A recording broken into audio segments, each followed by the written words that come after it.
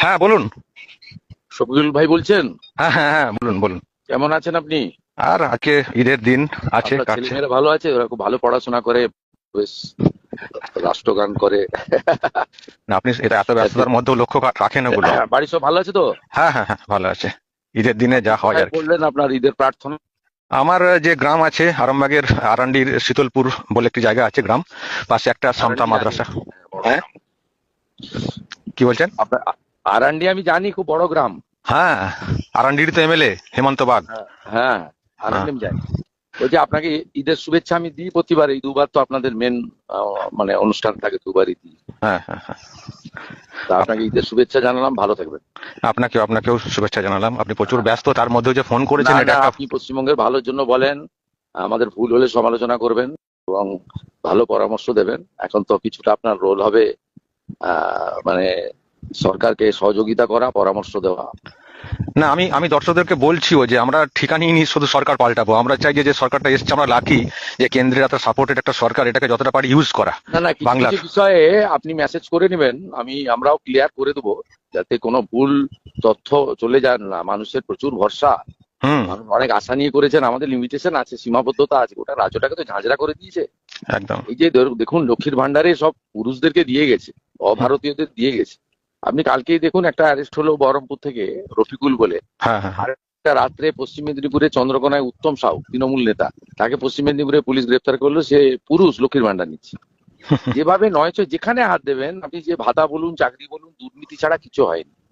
মানে এত মানে এখানে তো আমি অ্যাকচুয়ালি আমাদের ওই আমার সতীর্থ মন্ত্রী দিলীপ ঘোষ বলছিলেন যে নতুন মানে জেল বানানোর জন্য জায়গাও মানে পাওয়া যাবে না, এত।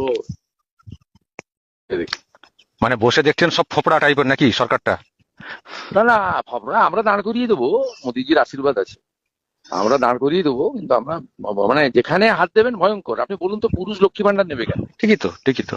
আমরা ফরাক্কাল ব্লকে ধরেছি, আমরা আপনার ওই রূপশ্রী সব কার্ড ছাপিয়ে বিয়ে টাকা নিয়ে চলে গেছি। তারপরে আপনার বেলডাঙ্গা ব্লকে পেয়েছি, শিডিউল কাস্ট নয়, এসসি সার্টিফিকেট করে ভাতা দিচ্ছে। এরকম আমরা আরো বহু জায়গায় পেয়েছি, যে মানে দিব্যাঙ্গ নয়, মানে ফিজিক্যালি চ্যালেঞ্জ নয়, কিন্তু দিব্যাঙ্গ ভাতা নিচ্ছে।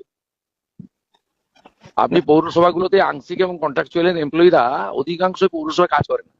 হ্যাঁ হ্যাঁ। বেতন নিয়ে যায় কে? কাউন্সিলরের বাড়ির কুকুরকে বেড়াতে নিয়ে যায়, বাচ্চাকে স্কুলে ছাড়তে যায়, বাজার হাট ভুসিমাল কিনে দেয়। মানে সেই ভয়ঙ্কর অবস্থা যা করে রেখেছে। না, আমি সেটাই ভাবছিলাম যে সবাই ভাবছেন যে রাতারাতি সবকিছু চেঞ্জ হয়ে যাবে, এতটা তো হ্যাঁ, সম্ভব আমরা তো নয়। যা করার করছি। আপনারা তো দেখেছেন, দেশের সুরক্ষা, জমি হ্যান্ডওভার, বিএনএস চালু, জনগণনা চালু করা, এবং আস্তে আস্তে সবগুলোই আমরা করব। আপনার সবাইকে বলবো একটু সহযোগিতা করুন, আমরা বাড়ি বাড়ি গিয়ে ফর্ম ফিল আপ করে নিয়ে আসবো। যারা প্রকৃত প্রাপক সবাই পেয়ে যাবে। 2,20,00,000 যারা পাচ্ছেন লক্ষ্মীর ভান্ডার, তাদের 27 লক্ষ তো নাম কাটা গেছে ভোটার লিস্টে। ভোটার লিস্টে নাম কাটা গেলে যিনি ভারতীয় নন তাকে দেবো কি করে?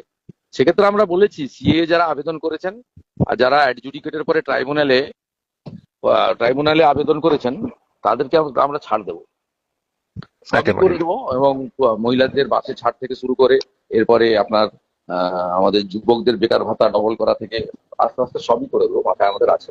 নিয়োগ প্রক্রিয়াও শুরু হচ্ছে, আমরা রিক্রুটমেন্ট পলিসি চেঞ্জ করছি। ভরসা রাখুন, সব কথা তো আর মুখ্যমন্ত্রী ভাবে বলতে একেবারে পারবেন একেবারে। আমি শুধু একটা কথা বলতে চাই, আপনি ঈদে হলে আপনি আমাকে ফোন করেন। আমি দুদিন আগে শুনছিলাম প্রাক্তন বা বিতাড়িত যিনি মুখ্যমন্ত্রী, তিনি বলছেন যে আপনারা তো মুসলমানদেরকে দেখতে পারেন না।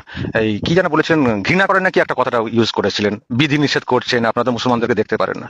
কিন্তু আপনি কোথায় তো বিধি আমাকে। নিষেধ হয়েছে? সবাই তো প্রেয়ারে গেছেন, হ্যাঁ। ব্রিগেড প্যারেড ময়দানের মতো জায়গায় প্রেয়ার করেছেন, যেখানে লক্ষ কণ্ঠে গীতা পাঠ হয়েছিল। সবাই তো মেনে নিয়েছেন। উনার অসুবিধাটা কি? উনি একটু বিশ্রামে থাকুন। উনার যা কাণ্ড কারখানা আছে না, হ্যাঁ।